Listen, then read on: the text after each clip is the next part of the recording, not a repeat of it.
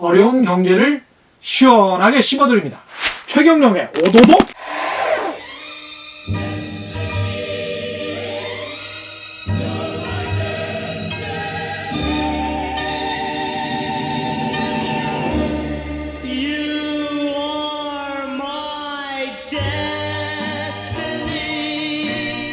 진실 탐사는 최경영의 운명입니다. 최경영은 오직 여러분뿐입니다. 최경영의 경제쇼 플러스. 네, 안녕하십니까. 진실탐사 엔터테이너 최경영입니다. 방금 들으신 노래는 너무나 귀에 익숙한 곳, 폴 랭카의 You Are My Destiny였죠. 주말에는 세상의 이익이 따따블로 되는 최경영의 경제쇼 플러스 시작하겠습니다. 오늘 내용 아주 좋습니다. 주의 깊게 들어보시면 일상생활에서 정말 이익이 따따블로 될 것 같습니다.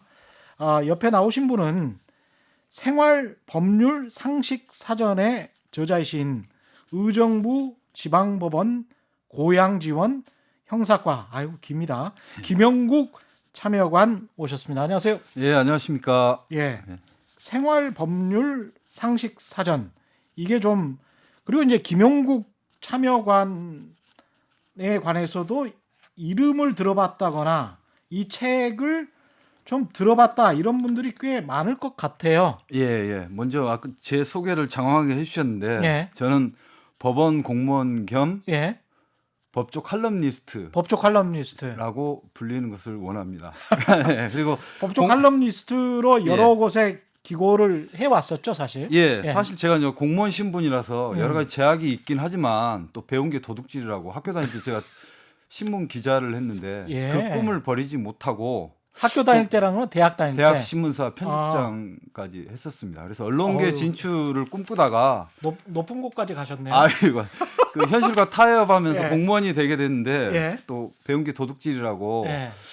현실과 접목할 수 있는 방법이 없을까 해서 제가 법을 가지고 먹고 사는 사람이라서 시민들이 어떻게 하면 좀 법을 쉽게 알 수 있을까 이런 고민을 하다가 예. 한 15년 전부터 글을 쓰기 시작했습니다. 그러다가 뭐 인터넷 신문 기자 활동도 하고 책도 내고 강의도 하고 하면서 여러 가지 활동을 좀 하고 이 있습니다. 분야에서는 꽤 유명하신 분입니다. 사실은 뭐 김용국 씨 하면 여러분들이 아시고 계실 것 같고요.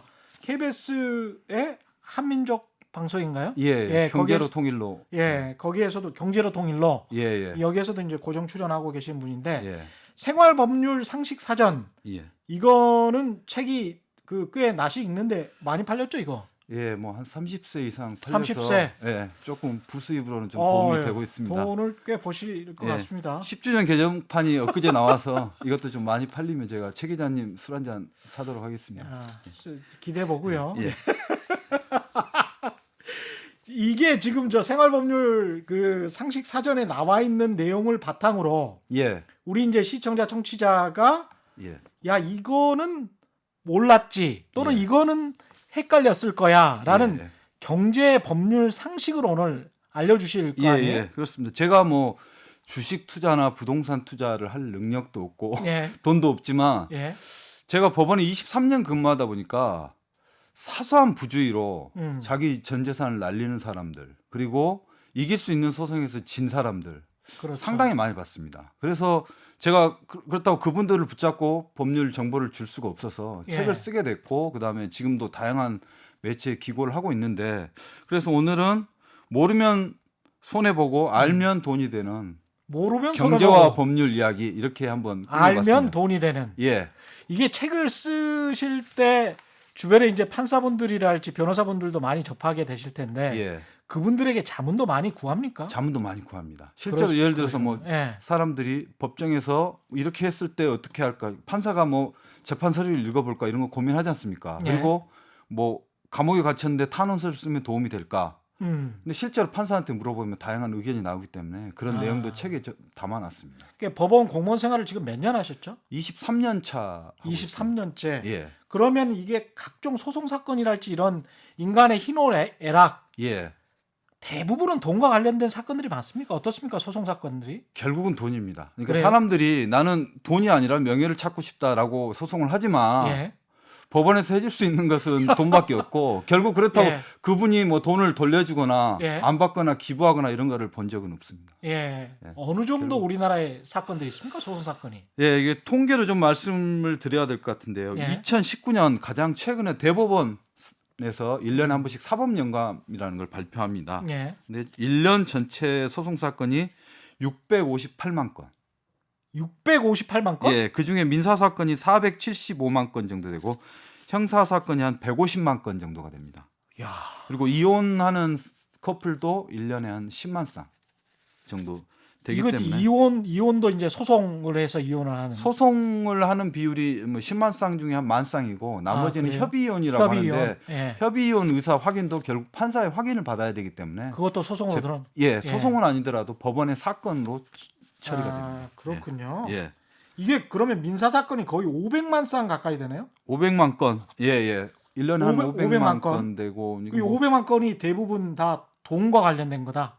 99.9%는 돈입니다. 99.9%. 예, 뭐 예를 들어 부동산을 인도해 달라, 철거해 달라 이런 예. 특별한 경우 빼놓고는 다 돈이 걸려 있는 겁니다. 대부분은요 금융기관이 청구하는 사건이긴 하지만 예. 개인 사건도 많습니다. 그리고 이제 뭐 좀 슬프네. 예, 경제 문제로 사기죄 고소하고 뭐 이런 거 많은데 우리나라에 1년에 고소 사건이 어느 정도 되는지 아십니까? 고소. 예. 내가 누구를 고소했다. 예, 예. 고소했다. 뭐 한 이렇게 많으면 예. 한 10만 건. 예. 근데 50만 건. 50만 건? 예. 작년에는 더 많아서 60만 건 정도가 됐습니다. 야. 2018년 가장 최근에 통계가 2018년인데 이때 예. 60만 명 정도가 우리나라에 고소를 해서 예. 일본의 인구를 대비해 봤더니 일본보다 한 60배가 많다. 60배? 예, 예. 그러니까 이 고소라는 거는 많은 분들이 착각하고 계시는데 법원에 소송을 내는 것은 고소가 아닙니다. 경찰서에 이 사람을 처벌해 달라라고 하는 게 고소고 예. 제3자 피해자가 아닌 제3자가 하는 걸 고발이라고 하죠. 하는데 예. 고소 고발을 합해서 한 60만 건 정도가 됩니다. 그리고 실제로 이 중에서 재판까지 가는 경우가 몇 건 정도 될 것 같습니다. 60만 건 중에 예. 이것도 또 한번 10만 건? 아, 그거는 맞았네요. 이거 맞았어요? 예, 예. 계속 10만 건으로 그러니까 밀어야 우리나라 고소 예. 고발이 넘쳐난다는 이유가 예. 그 5명 중에 1명 정도밖에 처벌을 안 받는다는 겁니다. 결과적으로 봤을 때. 그렇군요. 그러니까 고소 고발이 넘쳐난다는 거죠. 이것은 우리나라 사람들이 법을 잘 모르기 때문에 일단 돈 빌려주고 안 갚으면 경찰서에 고소장을 내는 이런 관행 이게 너무 근데 팽배해 고소하는 본인도 굉장히 힘들 거 아니에요. 예, 예. 마음도 힘들고 예, 그렇습니다. 물리적으로 시간도 많이 예, 쓰고 그래서 굉장히 스트레스가 받는 일일 텐데 예. 당하는 사람뿐만이 아니고 예, 예. 이게 지금 오늘 모르면 손해, 알면 돈이 되는 경제와 법률 이야기.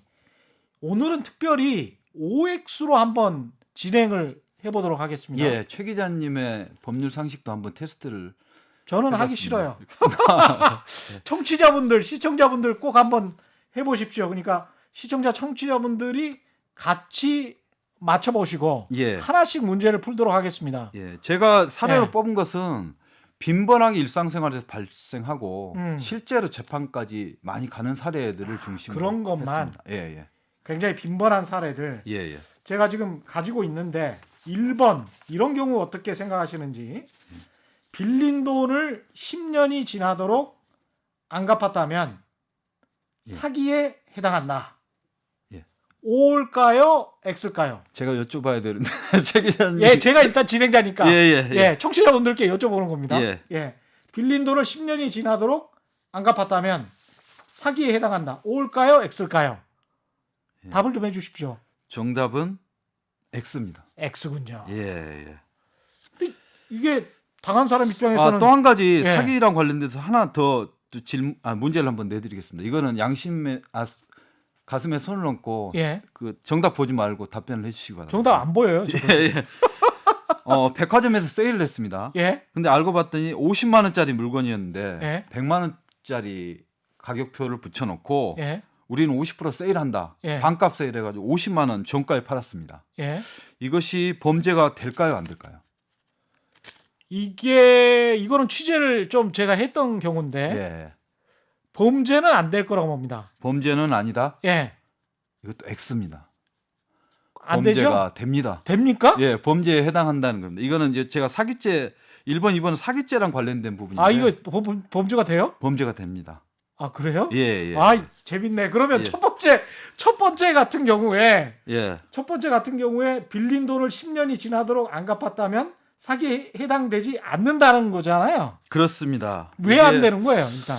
아, 그러니까 그 일단 우리나라 1년 사기 건수를 보면 아까 고소가 많다고 했지 않습니까? 사기로 고소하는 사기 건수가 24만 건에 달합니다. 엄청나네요. 예. 대부분 다 고소죠. 그리고 경제범죄, 경제사범 중에 50%가 사기 범죄자입니다.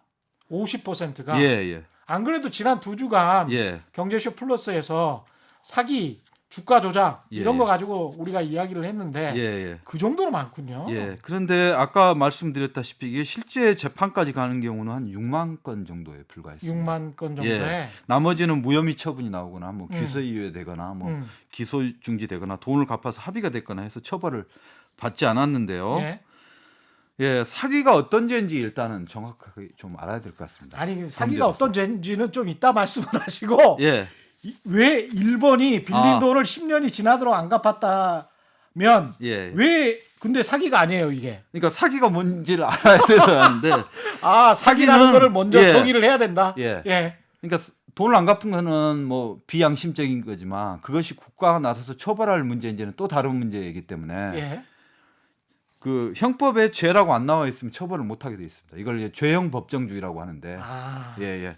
그러니까 사기는 사람을 기망해서 재물의 교부를 받거나 재산상의 이득을 취한 자는 처벌한다 이렇게 되어 있습니다. 예. 기망이라는 건 뭐 아시다시피 이제 사람을 속이는 속이는 거. 예, 속이는 건데요. 그러니까 이 사기죄는 가해자가 속이고 상대방이 착오를 하고 재산상의 처분 행위를 해서 이익을 취하는 그런 형태로 벌어집니다. 그러니까 예. 대부분 보면 뭐 돈 없이 술 먹고 술값을 안 낸다. 어. 이것도 사기에 해당하고요. 아 그것도 사기입니까? 예, 뭐 우리 뭐 중고 물품 거래하면서 돈 안 주는 거, 예. 부동산 매매하겠다고 해서 뭐 다른 사람한테 넘긴다든지, 예. 그리고 주식 투자로 해가지고 돈 벌어주겠다고 해서 결국 다 뭐 유흥비로 탕진했다든지 예. 이것은 사기입니다. 근데 빌린 근데 돈 왜 안 갚냐? 예. 근데 빌린 이 돈을 사기가 10년 동안 안 안 갚았다. 갚았다. 예, 근데 사기는 아니다 이거. 예, 예. 그리고 뭐 심지어는 외제차까지 끌고 다니고 그런 사람도 있죠. 그런 사람 있죠. 예, 빚내서 돈 빌려줬더니. 우리 세금 체납하고 그런 분들도 많잖아요. 사실. 예, 맞습니다. 예. 근데 사기가 성립되기 위해서는 예. 애초에 갚을 능력도 없고 갚을 의사도 없었다는 것이 밝혀져야 됩니다. 이 사기의 고의라고 하는데요. 야. 이게 밝혀지지 않으면 단순히 돈을 늦게 갚는다. 음. 이것만 가지고는 죄가 안 되는 겁니다. 그러니까 내가 예. 어쩔 수 없어서 예. 가난해서 예. 먹고 살려고 하다 보니 예. 당신 돈을 좀 늦게 갚게 됐는데 예. 그게 10년이 지나버렸다. 미안하다. 예, 예. 그러나 그러면 내 의도는 아니었다. 그렇습니다. 그러면 사기가 아니라는 거죠. 그렇습니다. 그러니까 예를 들어서 돈을 뭐 이거를 내가 사업에 쓰기 위해서 돈을 빌려다오 해가지고 예. 그때는 갚을 의사도 있고 능력도 있었는데 사업이 망해버렸다라고 하면 사기로 입증하기는 상당히 어렵습니다. 나는 열심히 했으니까. 예, 나름대로. 그거는 민사상 그냥 채무 불이행에 불과할 뿐이지 범죄는 아니라는 것입니다. 범죄는 아니다. 예, 예. 그래서 이게 사기죄가 성립 안 되는 경우가 좀 많습니다. 그러니까 형사적으로 사기죄가 돼서 그냥 예. 민사적인 책임은 영원히 이제 남는 거지만 그렇습니다. 예. 그렇죠? 예. 그래서 돈을 뭐 100만 원 빌렸다면 민사적으로는 갚아야 되는 건 갚아야 되는 맞지만 예, 예, 예. 정말 이 사람이 돈이 없다면 이거를 형사적으로 이 사람이 감방에 들어가게 할 수는 없다. 없다는 겁니다. 이런 우리가 흔히 이야기입니다. 뭐 몸으로 때운다라고 하는데 예. 이거는 몸으로 때울 수 있는 방법이 없고 돈이 없으면 영영 죽을 때까지 받을 수 없는 그런 구조입니다. 그렇군요. 그리고 더 위험한 게 있는데요. 예. 우리 사업 투자한다고 많이 뭐 1억 2억 주지 않습니까? 예. 야 1년에 뭐 50% 100% 수익 내가 보장할게 라면서 주죠. 예. 이 경우에 정상적으로 사업 투자를 했는데 무리하게 해서 말아먹었다라고 하면 예. 원금도 받지 못하는 경우가 많습니다. 그렇죠. 예, 이게 사업 투자는 본인의 책임하에 하기 때문에 만일 투자를 하면서 투자 약정서에 뭐 원금을 반드시 준다든지 이런 약정이 없다고 하면 예. 그거는 형사 처벌도 못할 뿐만 아니라 민사상 소송을 해도 패소할 가능성이 높습니다. 만약 투자 약정서에 그렇게 뭐 예. 연 8% 수익을 예, 보장한다. 예, 이렇게 돼 있으면 어떻게 돼요? 그거는 받을 수 있죠. 민사상으로 충분히 받을 민사상으로는 받을 수 수 있다. 있지만 범죄는 아닙니다. 근데 그 사람이 또 나는 열심히 사업을 했는데 예. 지금 돈이 없어서 못 준다라고 예, 하면 예. 그때는 또 못 예. 받는 것이고. 그렇습니다. 그러니까 처음부터 사업할 의사가 없었거나 예. 그 돈을 다른 데 투자했다고 하면 명백하게 사기겠지만 거기에 정상적으로 투입을 했는데 뭐 사업을 운영을 잘못했다거나 무리한 사업을 했다라고 했을 때는 예.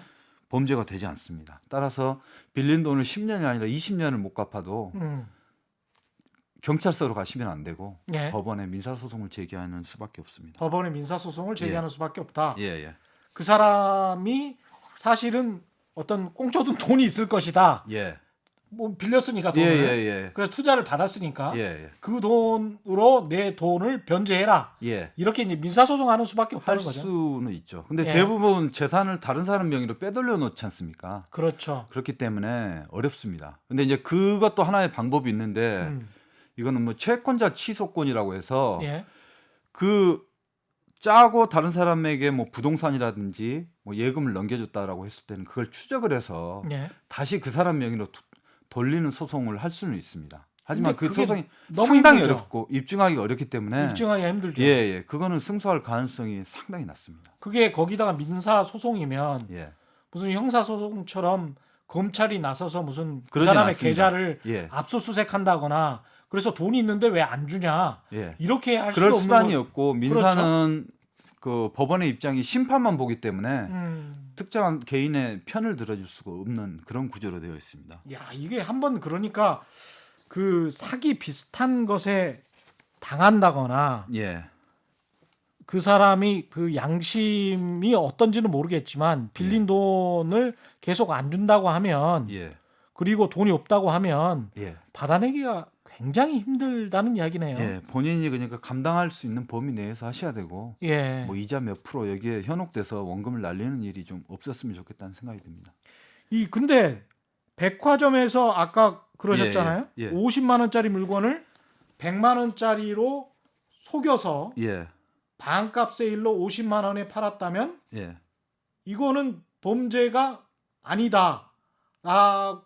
게 아니고 범죄다라고. 사기죄라는 이거는 사기죄다. 예, 예.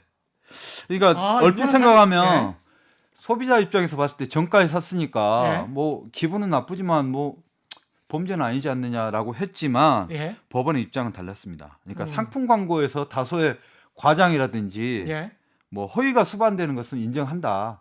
그렇죠. 하지만 거래에서 가장 중요한 가격을 속이는 것은 사기에 해당한다. 그래서 이런 변칙 세일은 아주 중요한 문제인 가격을 속였기 때문에 사회적으로 용인될 수 있는 상술의 정도를 넘어섰다. 그리고 고객이 손해가 없다고 했지만 50% 세일이라고 안 했으면 사람들이 안 했을 것이다. 안 샀을 예, 것이다. 안 샀을 것이다. 그렇기 때문에 이거는 기망행위로 봐서 사기다라고 해서 이게 대법원 판결이 나온 다음에 이 백화점의 이런 변칙 세일이 사라졌습니다.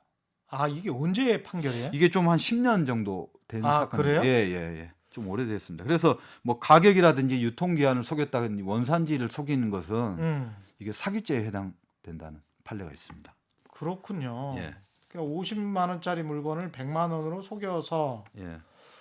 근데 이게 반값 세일이다. 근데 이 가격을 원래는 그 50만 원이었는데 예. 이걸 100만 원으로 속여 팔았다는 거는 어떻게 입증을 하죠?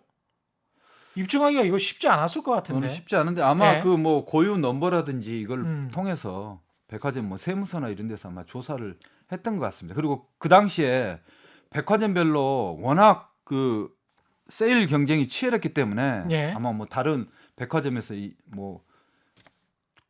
제보를 했을 수도 있고. 예. 그랬을 야, 그런 것 이 같습니다. 사건 정말 특이하네. 예. 이런 경우가 이게 인정되는 게 쉽지 않았었던 것 같은데 예. 좌우지간 뭐 사기죄가 이거는 해당이 된다라는 말씀이시죠? 예, 그렇습니다. 예. 세 번째 한번 맞춰보십시오. 대출을 받기 위해서 통장이나 체크카드를 이런 거를 남한테 빌려줬어요. 예. 빌려줬는데 이 통장 계좌가 범죄에 이용당했다면 계좌 주인인 나는 피해자다. 예. 피해자일까요? 피해자일까요? 아닐까요? 저는 피해자일 것 같은데. 예. 법원의 판단은 X입니다. 피해자 아니에요? 피해자가 아니라는 겁니다. 심지어는 가해자라고 판단하는 경우도 있습니다. 아, 이게 예. 이거는 뭐 언뜻 생각하면 이것도 사기당한 피해자가 아니냐라고 예. 할 수 있는데 제가 지금 형사재판 참여를 하고 있습니다. 그러니까 법정에서 일어나는 모든 것을 다 기록하고 정리하고 예. 조서를 작성하는 일이기 때문에 그러니까 많은 분들의 사연을 알 수 있는데 바로 엊그제 재판이 있었던 사연입니다. 이게 일종의 대포 통장 같은 이런 예, 거잖아요. 예, 그렇습니다. 그러니까 이 사건 피고인의 경우에는 전화를 왔습니다. 나는 모 은행 팀장인데 예. 당신 뭐 서민 전용 뭐 대출 사업 무슨 론 있지 않습니까? 뭐 예. 햇살 론. 예. 당신 대상자인데 지금 한 7천만 원까지 빌려줄 수 있다. 그런데 실적이 조금 부족하다. 그 통장을 체크카드 만들어서 나한테 주면 내가 실적을 올려서 예, 한 2%대로 빌려주겠다라고 하니까 이분이 통장을 빌려준 겁니다. 비밀번호 알려주고. 자기도 어떤 자기의 이득을 챙기기 위해서 예. 대출을 저리로 받기 위해서 그렇습니다. 그런데 이게 대출을 받기는커녕 보이스피싱에 사용되고 말았습니다. 이게 보이스피싱이었던 거구나. 예. 예. 근데 이때 모르고 이 사람은 몰랐지 않습니까? 보이스피싱에. 몰랐죠. 그래도 범죄가 됩니다. 아, 통장을 빌려주는 행위 자체가 그 행위 자체가 전자금융거래법 위반에 해당합니다. 이 법 6조 3항을 보면 이렇게 되어 있습니다. 예. 누구든지 대가를 수수 요구 약속하면서 접근 매체를 대해야 해서는 안 된다. 이 접근 매체라는 거는 뭐 보안카드, 비밀번호, 공인인증서, 현금카드, 예금통장 이거를 접근 매체라고 표현하는데요. 예. 실제로 뭐 돈을 받거나 이득을 취하지 않았더라도 약속만 했더라도 이것은 그 자체로 범죄에 해당됩니다. 약속만 했더라도. 예. 그러니까 나도 수익을 얻을 목적으로 나도 대출을 저리로 받을 목적으로 내 통장을 남한테 빌려주면 안 된다는 것을 알면서도 그렇습니다. 빌려줬기 때문에 이것은 대포 통장이기 때문에 이거는 이 사람 피해자가 아니고 이 사람도 범죄자다. 그렇습니다. 그렇게 보는 겁니다. 그러니까 보통 접근하는 방식이 대출해주겠다. 취업하면 통장 개설하라고 하지 않습니까? 그러면서 이제 뭐 통장 일단 나한테 보관해 다오 뭐 이런 식으로 한다든지 아니면 통장만 만들어주면 내가 뭐 세금 문제 때문에 그렇다. 수수료를 줄 테니까 잠깐만 빌려달라고 이런 식으로 합니다. 그래가지고 그러니까 이거는 어떻게 보면 미필적 거예죠. 범죄에 이용될 가능성이 있다는 걸 알면서도 본인이 알면서도 나한테도 이득이 될 것이다. 이 경우에는 절대로 응해서는 안 되고 이 재판이 엊그제 있었습니다. 본인도 몰랐다고 했지만 처벌을 받을 수밖에 없는 상황이고 더 큰 문제는 뭔가 좀 범죄에 사용될 것 같다는 걸 알았다고 하면 또 하나 범죄가 추가됩니다. 알았다면 알았거나 알 수 있었을 가능성이 있었다. 이거 사기 같은데라고 했으면 사기 방조죄에 해당합니다. 그러니까 보이스피싱 사기 주범을 도와주는 역할을 했기 때문에 본인 입장에서는 잘못하면 보이스피싱에 당하고도 사기 방조죄로까지 처벌받을 수도 있네. 처벌을 실제로 받는 사례가 있고 그것뿐만이 아닙니다. 이 보이스피싱 피해자가 보통 주범들은 해외에 있거나 잠수를 타지 않습니까? 그 잡히는 경우가 100명에 1명도 안 되지 않습니까? 아, 그래요? 조직 자체가 워낙 이게 방대하기 때문에 점조직이고 최하위 조직은 상위 조직에 누가 있는지 자체를 모릅니다. 근데 이렇게 이제 피라미드를 이용해서 통장을 개설을 하죠. 근데 이 보이스피싱 피해자가 알 수 있는 사람은 통장 예금주밖에 없으니까 예금주를 상대로 민사소송을 제기합니다. 예를 들어서 보이스피싱 5천만 원 당했다 그러면 그 사람이 피고가 되는 겁니다. 그러면 이 가담 정도에 따라서 그 명의를 빌려준 사람은 예를 들어서 뭐 돈을 찾아서 전달해 줬다 하거나 이런 식으로 하면 과실 비율이 커지는 거고 단순히 통장을 빌려줬다라고 하면 과실 비율이 낮지만 예를 들어서 5천만 원 보이스피싱에 이용됐다라고 하면 뭐 10%, 20%, 많게는 50%, 60% 손해배상을 해주는 사례도 있습니다. 완전히 소탐대실이네요. 그렇습니다. 작은 이익을 취하려다가 엄죽달싹도 못하고 완전히 범죄 조직에 갇혀버리는 게 되네요. 그러니까 이 사람들이 민사재판하면서도 저도 피해자입니다라고 하지만 법원의 입장에서는 가해자 쪽에 가깝다고 볼 수밖에 없다는 겁니다. 재밌네요. 자, 네 번째 예금 계좌에 잘못 들어온 돈이 있었어요. 그걸 사용해 버렸다면 민사상 반환 책임은 있지만 범죄는 아니다. 예.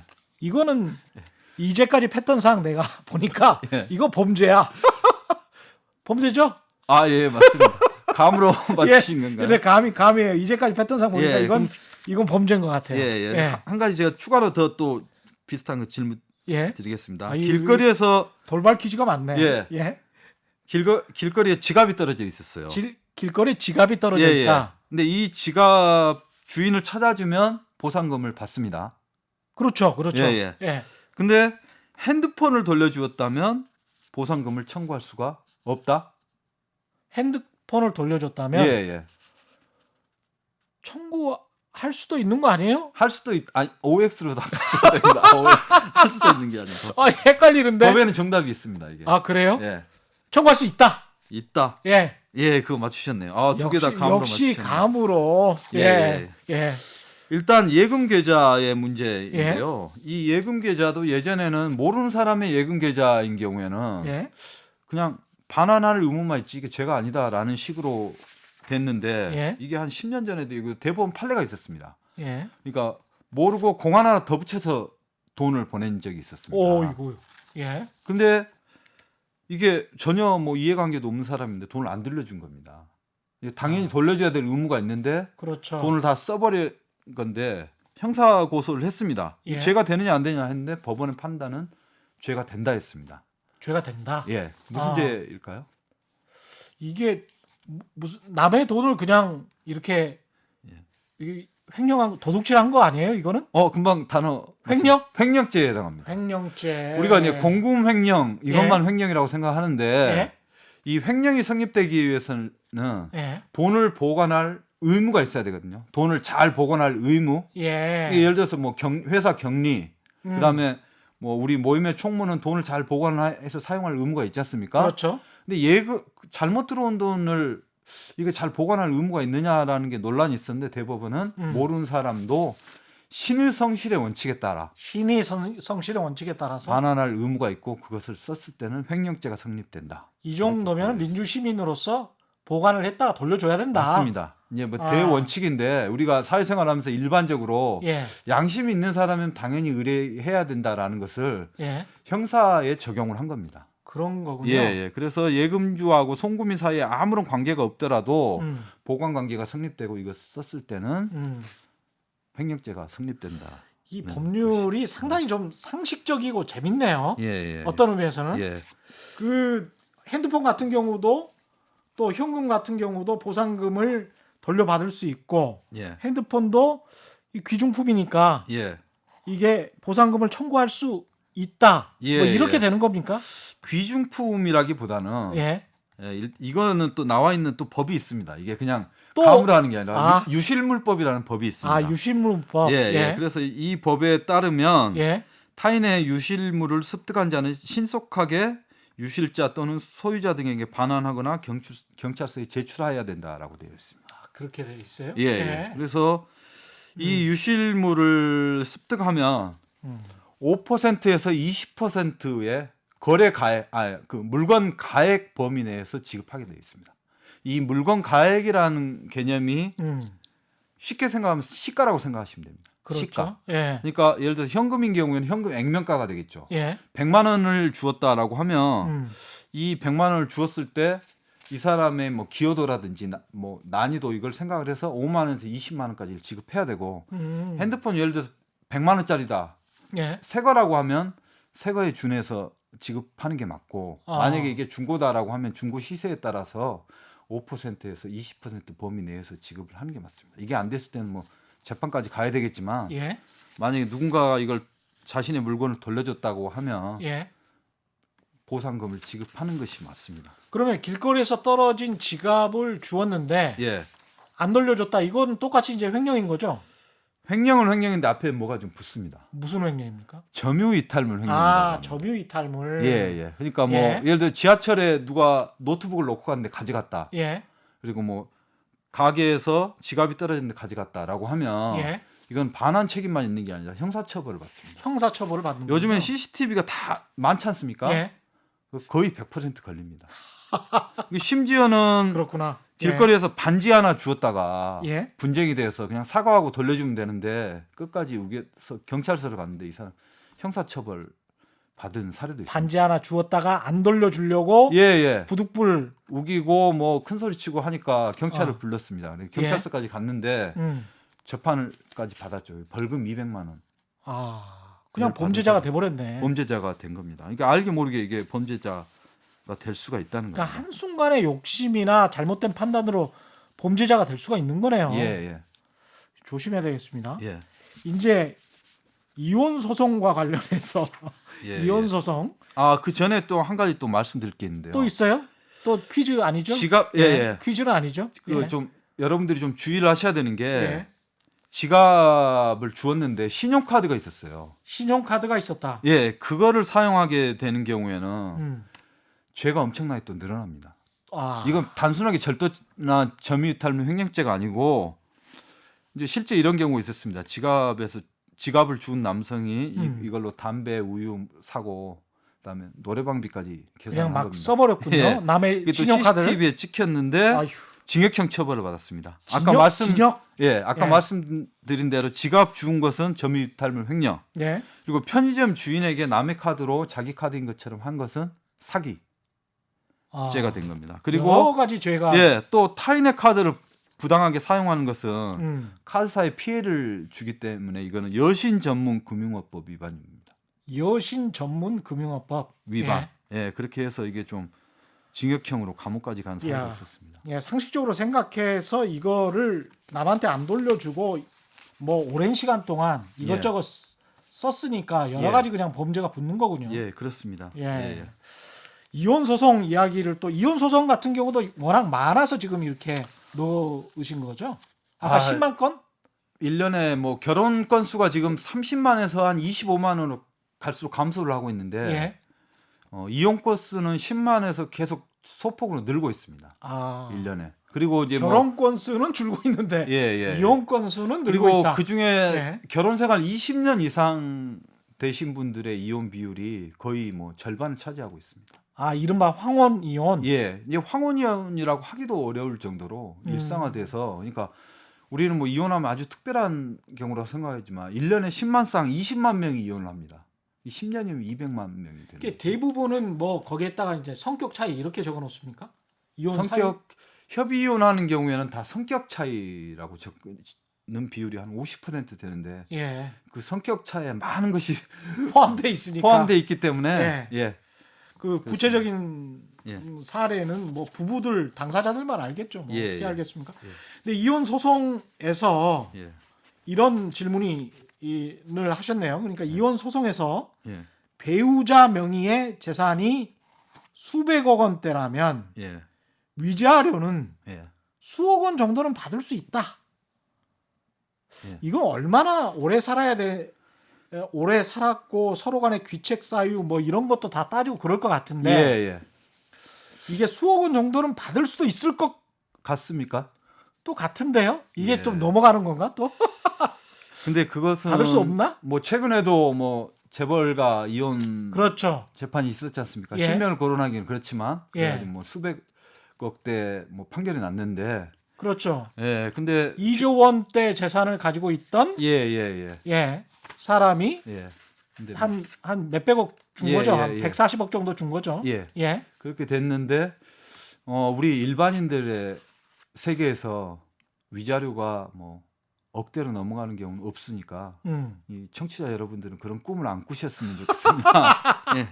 그렇죠. 일반인 예. 같은 경우는 그러니까 예. 배우자 명의의 재산이 수백억이라고 수백억 해도 대라면 왜 이혼을 하냐 이거지. 그냥 착 달라붙어 살아야지.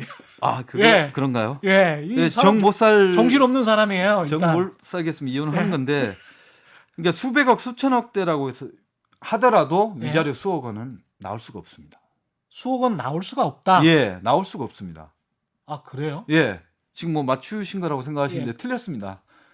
예. 아니, 나 속으로 난 나올 수 없다라고 속으로는 속으로는 예, 속으로는 생각하셨어요? 생각했어요. 예. 그러니까 위자료 하면 많은 분들이 그냥 남자가 여자에게 주는 돈 그렇죠. 그리고 뭐 몇 억 정도는 받을 수 있다라고 쉽게 생각을 하는데 예.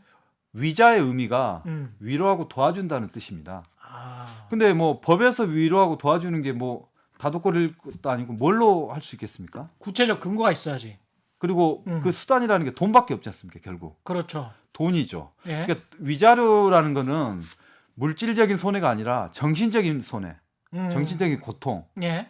뭐 가슴이 아프고 이런 고통을 돈으로 환산하는 것이 바로 위자료입니다. 그렇죠. 그렇기 때문에 법원에서 인정되는 액수는 짭니다. 아, 그래요? 심지어는 우리가 뭐 교통사고 나지 않습니까? 사망사고 나면 유족들에게 인정되는 위자료가 1억 원이 넘기가 어렵습니다.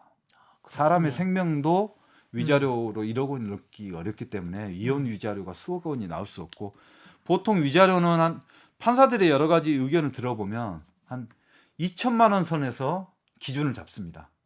예를 들어서 부부가 한쪽이 뭐 바람 피우고 예. 폭행하고 잘못했다라고 가정을 했을 때 2천만 그렇다고 원 하더라도 2천만 원 선에서 잡고, 결혼 생활이 아주 오래되고 학대 정도라든지 뭐 그 유책 배우자의 사유가 심하다라고 하면 50% 100% 가산을 하고, 예.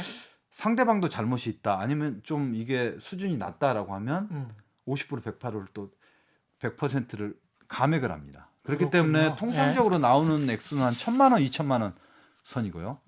이 자리고 예. 양쪽 다 혼인 파탄에 책임이 있는 경우에는, 대부분은 그렇죠. 그런 경우에는 0원입니다. 위자료가. 위자료는 0원. 예.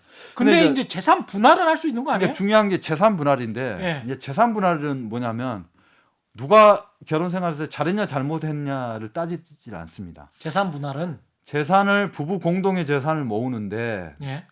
어떻게 협력을 했고 누가 많은 기여를 했느냐, 아. 이것을 따지기 때문에 예를 들어서 뭐 6대 4, 7대 예. 3, 5대 5 이렇게 나누게 됩니다. 그러니까 이혼을 뭐 진지하게 고민하시는 분이라면 위자료에 목매실 게 아니라 예. 재산 분할로 해서 내가 기여도가 얼마다, 그리고 이 재산은 재산 분할 대상에 포함돼야 된다. 예. 여기에 신경을 많이 쓰시는 게 좋을 것 같습니다.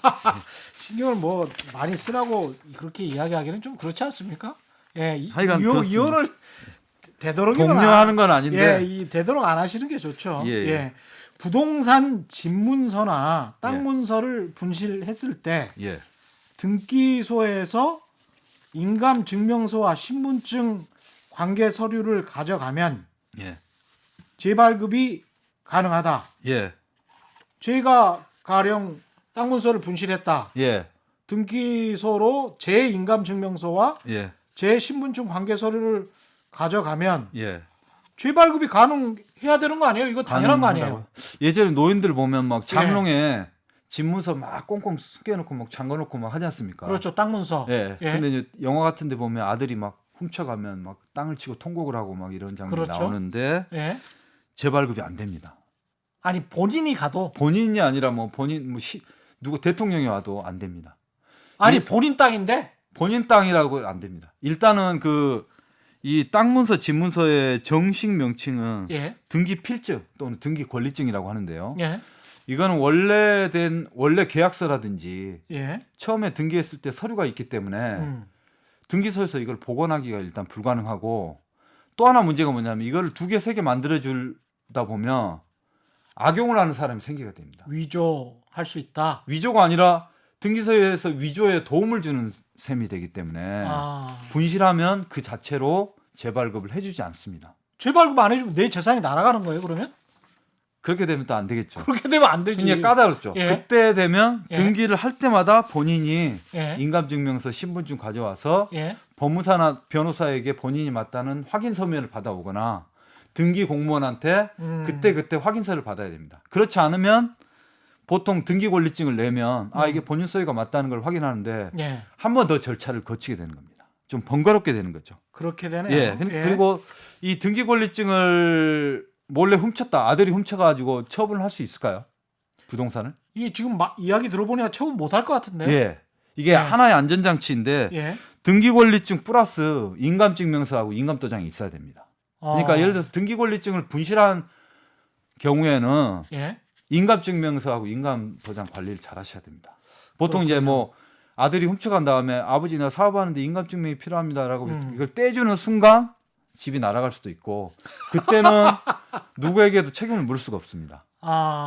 아들이 한 걸, 그럼 아들을 형사고소해서 처벌받게 해야 되는데 그럴 수 수는- 있는 부분은 없지 않습니까? 그렇죠. 예. 그 경우에는 법원에서는 이걸 위임을 받은 걸로 볼 수밖에 없기 때문에 위험하기 때문에 등기권리증은 재발급이 안 되고 분실했을 때는 그 다음부터는 인감증명서라든지 인감도장 관리를 잘 하셔야 된다는 거 꼭 말씀드리고 싶네요. 꼭꼭 숨겨놓으시고 그 다음에 꼭 기억해 두셔야 될 것 같습니다. 예예 예. 채무자가 예.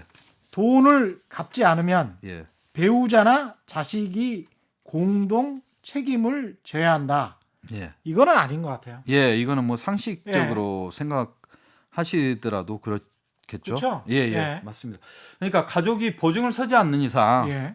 대신 갚아야 될 의무가 없고 본인만 책임이 있습니다. 그렇죠. 예, 예. 그래서 뭐 가족을 찾아간다거나 예. 뭐 주변인들에게 알리거나 하는 경우 있는데 이거는 불법 추심이 돼서 불법 추심이죠. 형사처벌을 받을 수도 있습니다. 오히려 어. 채권자가 형사처벌을 받을 수 있기 때문에 예.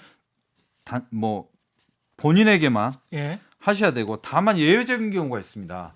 남편이 돈을 빌렸는데 애기 분유값으로 썼다. 그다음에 월세를 냈다라고 했을 때는 부부 이거는 가사채무로 봐서 부부가 공동으로 책임을 지는 경우가 있습니다. 아, 그런 경우를 제외하고는 그런 경우를 제외하고는 예. 되지 않고 예. 다만 채무자가 사망했을 때는 상속인으로서는 책임을 지겠지만 그것도 상속 본인만. 포기를 하면 되잖아요. 예, 상속 포기를 할 경우에는 후순위 상속인한테 넘어가고 상속 포기를 하는 경우에는 책임을 지지 않습니다. 그 채무에 대한 책임도 없죠. 예, 예, 예. 그렇습니다. 예. 아, 좋습니다. 예.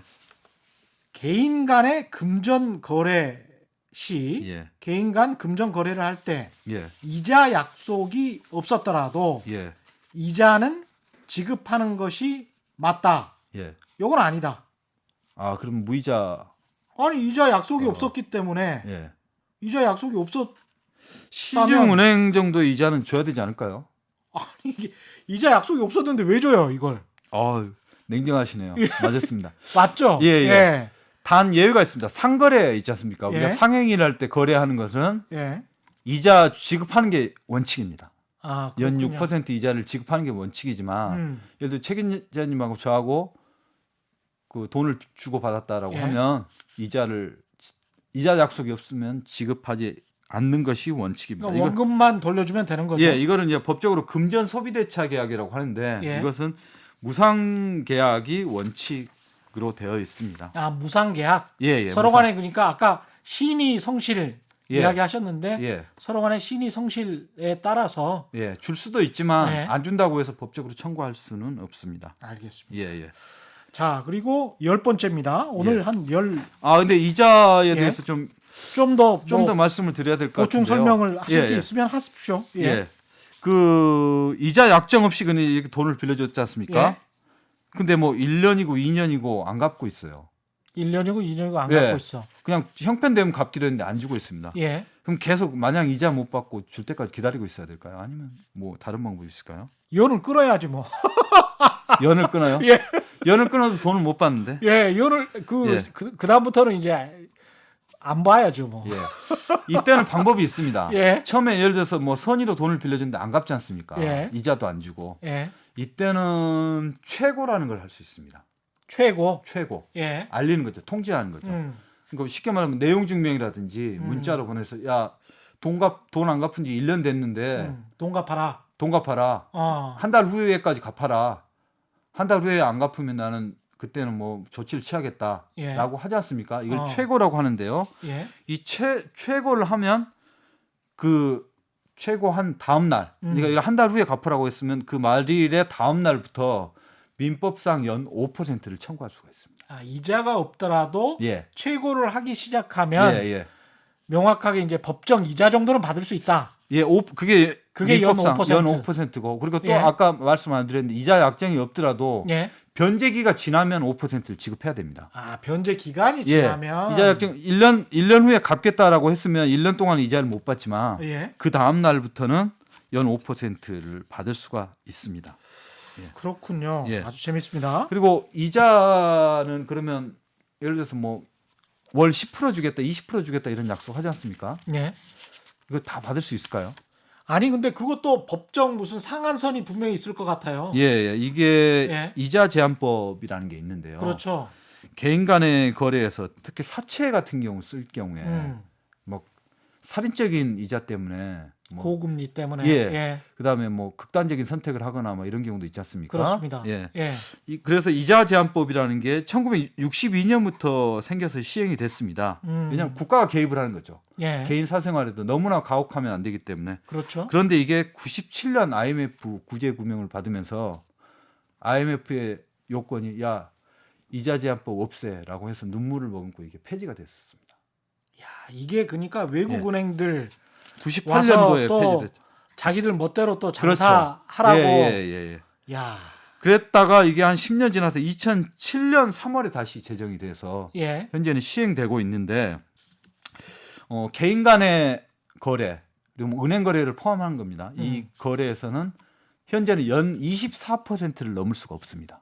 연 24%도 정말 살인적입니다. 예, 이게. 그렇지만 연 살인적이야. 24%를 넘을 수 없고 예. 그 넘은 이자는 무효가 되고 원금에 충당하도록 되어 있습니다. 그리고 이거는 10만 원 이상을 돈을 빌려줬을 때는 다 해당이 되고요. 예. 그리고 사채를 우리가 쓰지 않습니까? 대부업체를 이용하는데 예. 대부업체는 좀 다른 법이 적용됩니다. 대부업 등록 및 금융 이용자 보호에 관한 법률이라는 게 적용이 되는데 이게 이제 뭐 시행령으로 계속 바뀌는데 예. 이것도 현재 24%입니다. 24%. 예. 근데 이제 대부업체들이 이런 방법을 씁니다.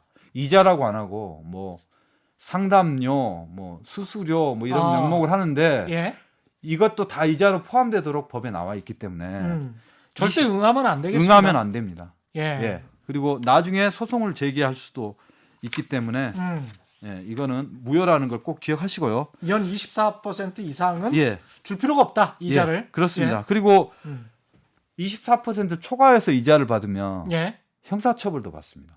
24%를 초과해서 이자를 받으면 개인도 이자 제한법에 따라서 1년 이하의 징역 또는 1,000만 원 이하의 벌금에 해당하고요. 예. 대부업자들은 3년 이하의 징역 또는 3천만 원 이하의 벌금입니다. 그렇군요. 예. 예. 이것도 돈을 빌린 사람이 뭐 영원히 죄인은 아니니까 예. 법적 보호는 계속 받아야 됩니다. 예. 구두 계약은 법적으로 효력이 미미하기 때문에 예. 언제든지 취소할 수 있다. 이건 취소할 수 없을 것 같아요. 예, 맞습니다. 이것도 상식에 바라는 지식이에요. 예. 그러니까 우리가 서면로 하는 것보다 구두로 하는 것이 효력이 떨어진다기보다는 입증이 어렵다는 게 있습니다. 그렇죠. 제가 이 KBS 출연할 때 예. 방송 방송 출연 계약을 구두로 하고 왔습니다. 구두로. 예, 이것도 일종의 계약인데 그렇죠. 계약인데 이제 서로 예. 제가 뭐 작가님이나 PD님을 예. 믿기 때문에 예. 하고 왔는데 제가 예를 들어 출연을 일방적으로 안 했을 때 그렇죠. 저는 이게 손해배상 책임이 있는데 방송사에서 그걸 입증하기 어렵지 않습니까? 아, 나 그런 적 없다라고 하면 뭐 카톡도 증거로 내야 되고 뭐 전화 통화 내역도 전화 내야 통화 녹음도 예, 늘 예. 해야 되겠네요. 그러니까. 저를 상대로 안 하셔도 되는데 하여간 예. 입증이 어렵기 때문에 예. 이런 분쟁을 막기 위해서 서면 계약을 좀 생활화할 필요가 있다. 서면 계약을. 예. 그런 부분이 있습니다. 그렇죠. 최근에 좀 재미있는 판결이 하나 있었는데요. 예. 친구 사이에서 로또를 사면서 술 마시면서 이런 약속했습니다. 우리 그 한 달에 매주 10,000원씩 내서 복권을 사고 1등 된 사람이 10% 주기로 하자. 예. 그래가지고 좋다고 했죠. 음. 근데 1등이 한 사람이 됐습니다. 한 1등이 10억 됐어. 정도가 됐는데 10억. 예. 예. 돌려주기가 싫은 겁니다. 이 사람이 근데 돌려주기가 싫은데 양심이 있어서 200만 원을 준 겁니다. 10억 벌었는데. 예. 예. 가만히 있겠습니까? 그 약속이 약속대로 다르잖아. 예. 이렇게 해서 되겠죠? 했죠. 예. 결국 법정까지 갔는데 예. 법원의 판단은 예. 구두 약정이라고 하더라도 이거는 정식으로 계약이 성립된 것으로 봐야 된다라고 해서 1억 원을 지급하라 이렇게 판결이 났습니다. 그 사람도 인정은 했군요. 그런 구두 예. 구두 약속이 있었다는 것은. 인정은 했지만 예. 진심이 아니었다라고 주장을 했고 그리고 이걸로 산 게 아니고 내가 개인적으로 산 거다. 우리 만 원 모은 돈이 아니다라고 했는데 예. 이거 어디에 당첨됐는지 다 나오지 않습니까? 그렇죠. 이제 그 산 게 밝혀져서 결국엔 1억을 주게 됐습니다. 친구도 잃고 예. 돈도 잃고 뭐 그렇게 된 다만 케이스인 것 이게 같습니다. 아까 예. 그 구두 계약 중에 유의하셔야 될 게 서면로 의하지 않은 증여 계약은 취소할 수 있습니다. 증여 계약은 예, 증여 계약 뭐 잘 아시겠지만 예. 한쪽이 상대방에게 재산을 주기로 약속을 하고 상대방이 그것을 수락했을 때 성립되는 게 증여 계약입니다. 예.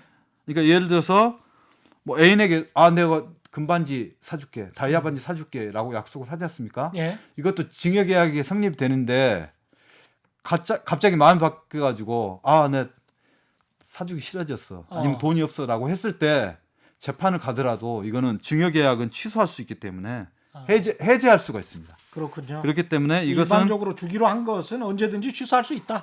이거는 예. 증여계약은 경솔하게 하는 것을 방지하기 위해서 음. 법 조항에 나와 있습니다. 그렇군요. 이 경우 외에는 일상생활에서의 구두 계약도 반드시 지켜야 된다. 두 가지밖에 안 남았으니까 빨리 하죠. 예. 예. 결혼식 축의금은 원칙적으로 신랑 신부 돈이고 예. 상갓집 부의금은 상주 소유다. 예. 이거는 아닌 것 같아요. 예. 어디가 결혼식 축의금은 예. 원칙적으로 그 부모의 돈인 것 같고, 예. 그리고 상갓집 부의금은 예. 상주들의 소유가 맞는 것 같고요. 예. 예, 이거 맞는 것 같고. 세모로 해드리겠습니다. 세모. 예. 원칙적으로 이제 이거 요즘에는 축의금, 조의금 소송까지 뭐 안타깝게 좀 법원에까지 오기도 하는데 이런 것 예. 소송해요? 예. 그래서 판례가 있어서 제가 지금 소개해드린 겁니다. 그럼 부모 자식 간에 소송을 하는 거예요? 부모 자식 간에라든지 아니면 부부 간에 야. 소송을 하는데 이제 시간이 없으니까 제가 결론만 예. 말씀드리면 축의금은 혼주의 소유다. 자식 키우느라고 고생했기 때문에 그렇죠. 미풍양속으로 그 사람들에게 주는 거고 예외적으로 신랑 신부에게 직접 건넨 돈만 신랑 신부의 소유다. 그러니까 이렇게 되어 있습니다. 한국적 풍속에 따르면 예. 대부분은 이제 부모님의 친구분들이나 예. 일가 친척들도 다 부모님 얼굴을 보고 이제 그렇습니다. 하는 경우가 많기 때문에 그런 경우로 보는 거고 예. 이 상갓집 부의금 같은 경우는 뭐 상주라는 단어 자체가 너무 모호하지 않습니까? 그렇죠. 그래서 법에서는 이게 유족의 정신적인 고통을 덜어주기 위해서 상호 부조 정신에서 나온 게 부의금이다. 우리 품앗이 정신 뭐 이야기하지 않습니까? 그렇기 때문에 장려 비용에 충당하고 남은 돈은 상속인들이 각자의 상속분에 따라 권리를 취득하는 것이 맞다라고 했습니다. 상주의 목만은 아니다. 예, 상속인들이 각자의 상속분에 따라. 그러니까 요즘에는 예. 배우자를 빼놓고는 다 같습니다. 결혼을 했건 안 했건 남자건 여자건 장남이건 차남이건 상관없이 상속분이 다 같기 때문에 다 n분의 1이군요. n분의 1로 가야 되고 배우자만 50%를 가산을 하는데 예. 다만 예외가 있습니다. 현재 좀 요즘에는 핵가족화 되면서 고인을 모르더라도 조의금을 많이 하지 않습니까? 그렇죠. 예를 들어 직장 동료면 예. 직장 동료 부모의 얼굴을 한 번도 못 봤더라도 그렇죠. 직장 조의금 하죠. 동료를 보고 예. 하기 때문에 이 경우에는 그 해당하는 유족에게 주는 것이 맞다. 이 유족도 예를 들면 갚아야 되기 때문에 이거 그 현실을 좀 반영하는 결혼식 축의금이랑 좀 비슷한 예. 논지네요. 그래서 마지막으로 뭐 시간이 있으면 상속을 예, 좀 또 설명을 이야기하세요. 예. 해드리면 좋은데, 그러니까 이 아까 법정 상속분에 따라서 받는다고 했지 않습니까? 예, 간단하게 말씀드리면 상속을 받을 수 있는 순위가 있습니다. 순위. 예, 1순위, 2순위, 3순위, 4순위, 뭐 아파트 우리 분양받을 때 순위처럼 있는데 예. 결론적으로 4촌을 넘어서면 상속을 받을 수가 없습니다. 4촌 넘어서면 예. 그리고 선순위가 있으면 후순위까지는 안 됩니다. 그러면 나를 정말 아끼고 돌봐줬던 예. 옆집의 예. 순이 엄마다. 예. 근데 그 순이 엄마한테 난 500만 원이라도 주고 싶다라고 유언장에 써놨으면 그거는 가능합니다. 그건 가능하죠. 유언은 가능한데 이 예. 법정 상속분이라는 거는 유언이 없고 가족 간의 협의가 안 됐을 때이기 때문에 1차적인 것은 유언, 그다음에 가족 간의 협의, 그다음이 법정 상속입니다. 법정 상속. 예. 그래서 그 제일 우선순위가 직계 비속, 예. 고인의 아들 딸이고요. 예. 그다음이 직계 존속, 부모. 3순위가 형제자매, 4순위가 사촌 이내 발계 혈족인데요. 예. 쉽게 말해서 부모 형제가 있고 아버지 어머니 자식들이 있다고 하면 자식들만 상속을 받게 되는 겁니다. 그렇군요. 선순위가 있으면. 예. 마지막 문제를 하나만 더 해보겠습니다. 증거를 확보하기 위해서 상대방 몰래 녹음하는 것은 불법이다. 예. 불법 아니다라고 저는 이야기를 하고 싶습니다. 같이 있으면 같이 있어서 이야기를 서로 나누고 있다. 지금 이런 관계처럼. 예, 그러면 녹음하는 거는 녹음 그 자체는 불법이 아니다. 예. 이러면 취재 못 해요, 우리. 취재하면서 녹음 많이 해보셨으니까 아시는데요. 예, 이거 탐사보도 못 합니다. 이런 식으로 일단 유의하셔야 되는 게 제3자의 대화를 엿듣는 것은 어떠한 경우에도 범죄고 증거를 쓸 수가 없습니다. 그렇죠. 제3자는 안 됩니다. 예, 이게 통신비밀보호법 위반이 되기 때문에 예. 이거는 아주 중한 형사처벌이 됩니다. 그럼 도청되는 거죠. 예, 예. 나를 포함한 대화는 범죄는 아닙니다. 그렇죠. 다만 이게 음성권 침해가 될 소지는 있습니다. 그렇죠. 예. 하지만 이 녹음을 해서 공익적인 목적으로 사용했다거나 그렇습니다. 그게 예. 아니면 필요한 한도 내에서만 사용했다고 하면 이거는 허용이 됩니다. 그렇습니다. 예. 예. 네, 최경영의 경제쇼 플러스 여기까지 하겠습니다. 우리가 몰랐던 경제 생활 법률을 소개해 주신 생활법률 상식사전. 예. 예, 맞죠. 생활법률 상식사전의 저자 의정부 지방법원 고양지원 형사과의 김영국 참여관이었습니다. 오늘 말씀 감사합니다. 예, 감사합니다. 예, 올바른 투자와 올바른 투표는 다르지 않다. 세상의 이익이 주말에는 따따블로 되는 최경영의 경제쇼 플러스 오늘은 여기까지입니다. 고맙습니다.